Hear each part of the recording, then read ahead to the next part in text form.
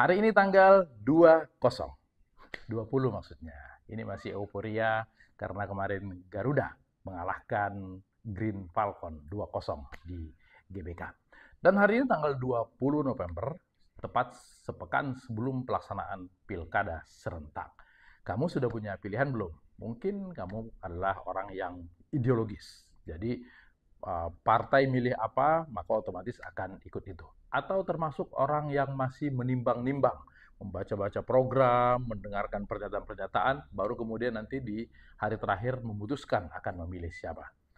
Bisa juga masuk kategori ketiga, menunggu serangan fajar atau datangnya bantuan sosial. Jangan ya dek ya, kalau memilih karena itu namanya pembusukan demokrasi.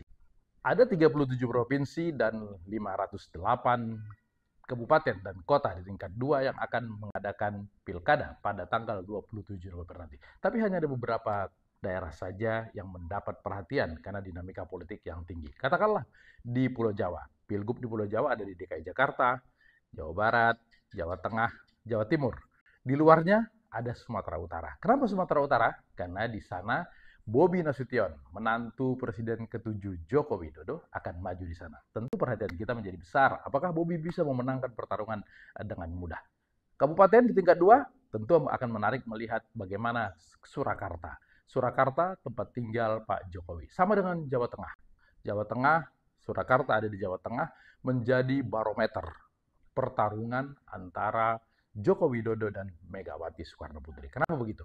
Karena dua-duanya ingin membuktikan tesis bahwa Joko Widodo tidak ada apa-apanya tanpa PDI Perjuangan. Tentu saja Pak Jokowi berusaha untuk menjawab itu. Bukan saya yang hebat, bukan karena PDIP. Sementara sebaliknya, Ibu Megawati juga akan membuktikan bahwa betul kan saya bilang bahwa Joko Widodo hanya akan besar jika bergabung dengan PDI Perjuangan. Kita lihat pada Pilpres 2024 di Februari yang lalu di Jawa Tengah, pasangan yang didukung oleh Pak Joko Widodo yaitu Prabowo Gibran memenangi pertarungan dengan meraih suara 52,8 berbanding 36 yang diraih oleh Ganjar Pranowo dan Mahfud MD yang didukung oleh PDIP. Padahal di tahun 2019 Pak Joko Widodo unggul 77% melawan 23% diraih oleh Prabowo Subianto pada saat itu. Jadi sebetulnya memang ada kelihatan kecenderungan penurunan suara merah di kantong mereka di Jawa Tengah. Itu sebab kemudian Pak Jokowi begitu kelihatan intens mendukung pasangan Lutfi Yassin karena akan melawan pasangan Andika Hendy yang didukung oleh PDI Perjuangan. Ada juga yang bilang selain karena pertarungan antara dua itu perebutan siapa yang marwahnya paling besar di Jawa Tengah, juga ada kekhawatiran bahwa jika Andika nanti menang menjadi gubernur Jawa Tengah, maka dia akan menjadi pesaing di 2029. Entah itu melawan Prabowo jika Prabowo masih ingin maju, atau melawan Gibran jika memang Gibran disiapkan untuk maju dalam ajang Pilpres. Bagaimana dengan Jakarta? Di Jakarta juga ada nama Ridwan Kamil. Dukungan kepada Ridwan Kamil belakangan dari Kim Plus mulai menurun, sehingga kemudian suara Pramono Anung, Rano Karno pelan-pelan melampaui suara yang diraih oleh Ridwan Kamil dan Suswono. Padahal ketika Pram dideklarasikan, elektabilitasnya di bawah 1%. Apakah RK bukan pesaing bagi Gibran nantinya? Ya, bisa jadi ya, karena pada saat ini nama-nama yang beredar untuk kemudian punya peluang di 2029 kan tidak banyak.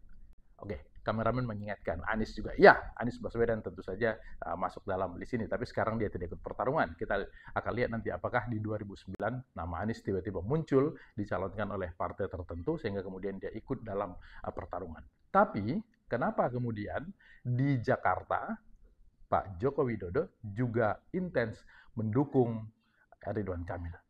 Apakah tidak ada kekhawatiran bahwa Ridwan nanti akan menjadi pesaing?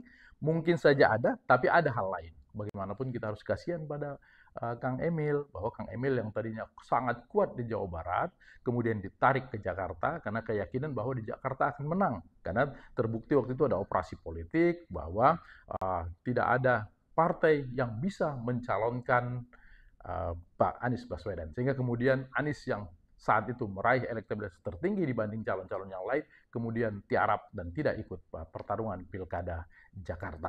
Kalau sekarang kita lihat bahwa Pak Jokowi menduplikasi apa yang dilakukan pada Pilpres kemarin. Dia turun, kemudian juga membawa influencer untuk mempengaruhi suara publik di Jakarta dan di Jawa Tengah. Hal itu sudah dilakukan. Kita tunggu tanggal 27 dan semuanya tergantung Anda. Mau milih yang calon yang didukung oleh orang yang punya citra yang baik atau karena rekam jejak yang baik, nanti kota Anda akan diurus oleh orang-orang yang Anda pilih tersebut.